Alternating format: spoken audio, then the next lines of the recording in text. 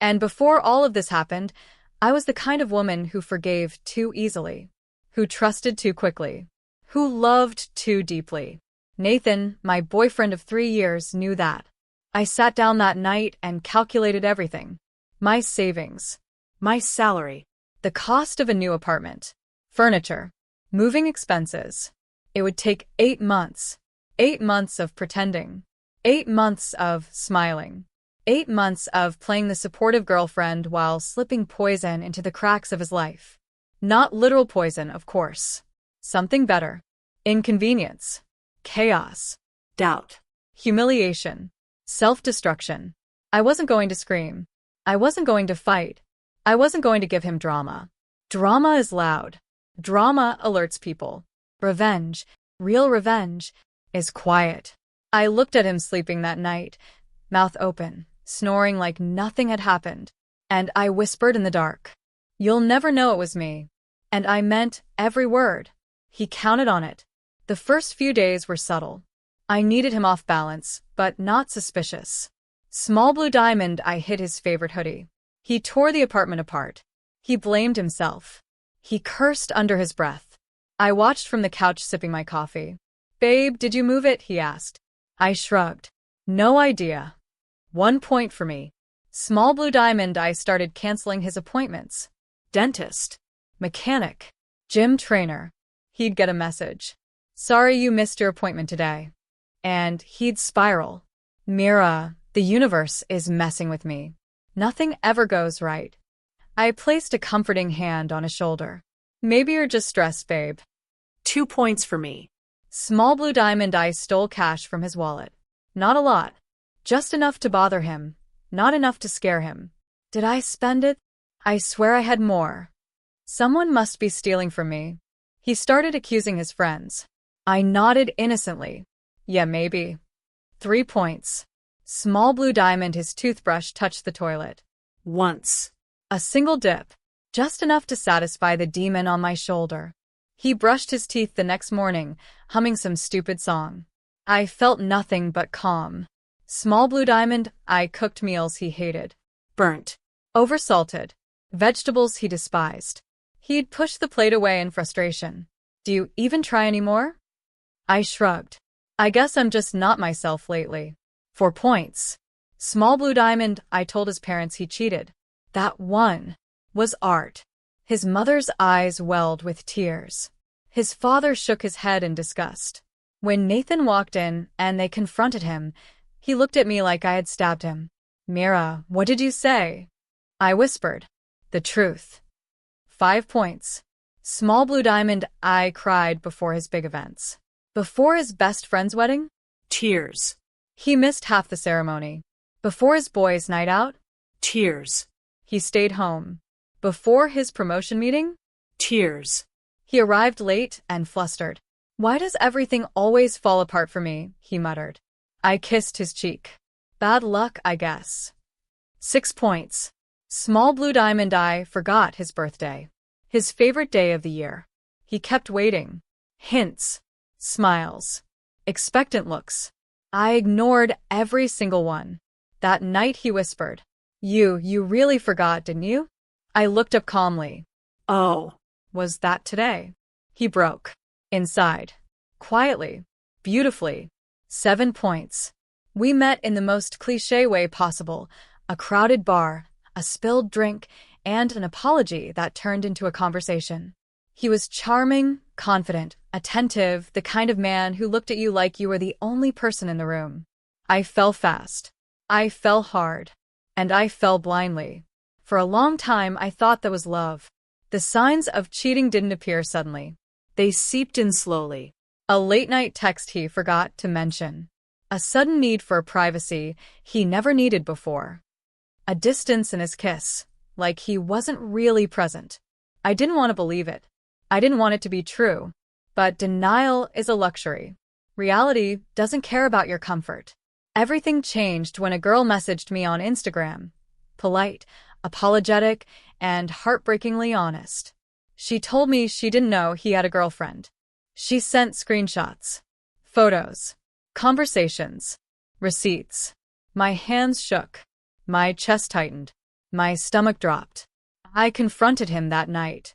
He denied everything. He lied with the ease of a man who had rehearsed. When I showed him the screenshots, he said they were edited. Fake. A setup. Anything but the truth. He had the audacity, the arrogance, the shamelessness to look me in the eyes and say, "You're overreacting. You always do this." In that moment, my heart didn't just break. It cracked open, and something dark and cold seeped through. He kept lying until he saw he had no way out, and then he cried. Big, dramatic sobs.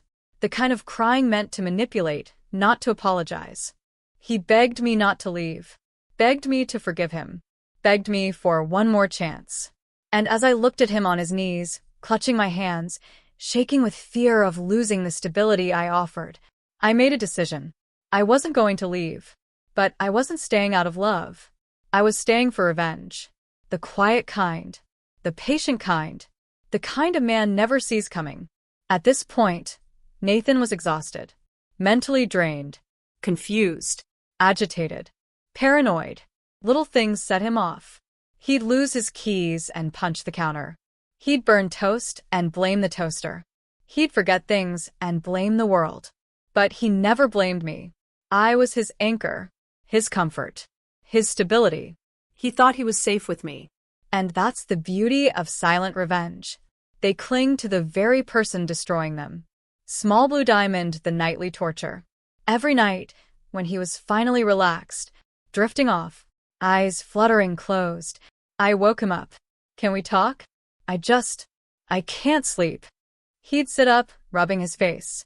"Mira, I'm exhausted." "I know, but I'm hurting." Hours. I kept him awake for hours. Work became harder for him. He arrived tired. He made mistakes. His boss called him in. He came home defeated. I hugged him. "I'm here for you." Small Blue Diamond, the uniform sabotage. Some mornings I forgot to wash his uniform. Other times I washed it and conveniently left it wet in the machine. He'd wake up yelling, "Mira, why isn't my uniform ready? I told you I needed it." I blinked innocently. "I'm so sorry. I must have forgotten." He'd show up to work late again, or wearing something wrinkled, or in the wrong color. His reputation slipped. His coworkers whispered. He blamed himself. 8 points. I was extra friendly with his friends. Not enough to cheat. Just enough to plant seeds. A smile that lingered too long. A laugh that was slightly too warm. A touch on the arm. He noticed. He hated it.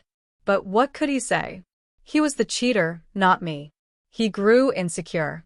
Jealous. Possessive. And I just kept saying, "You're overthinking.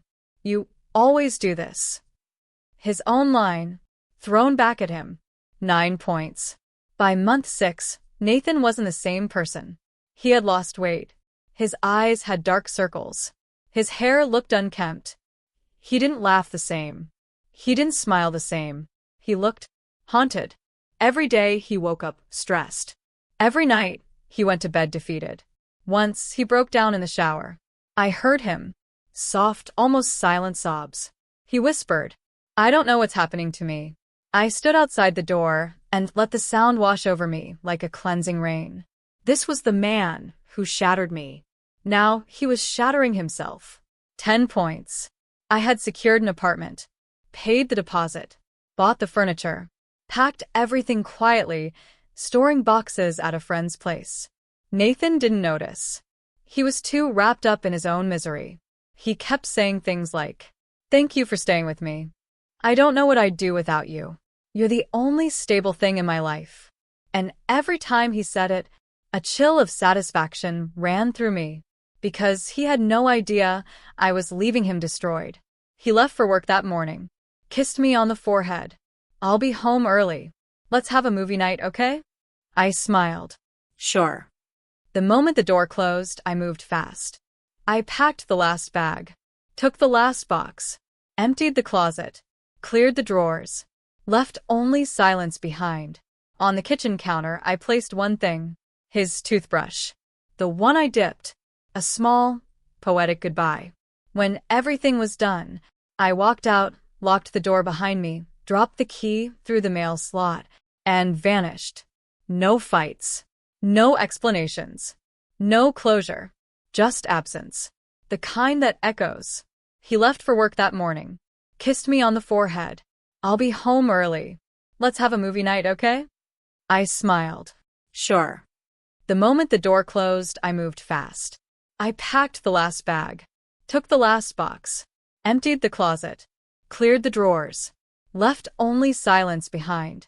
On the kitchen counter, I placed one thing, his toothbrush, the one I dipped, a small, Poetic goodbye.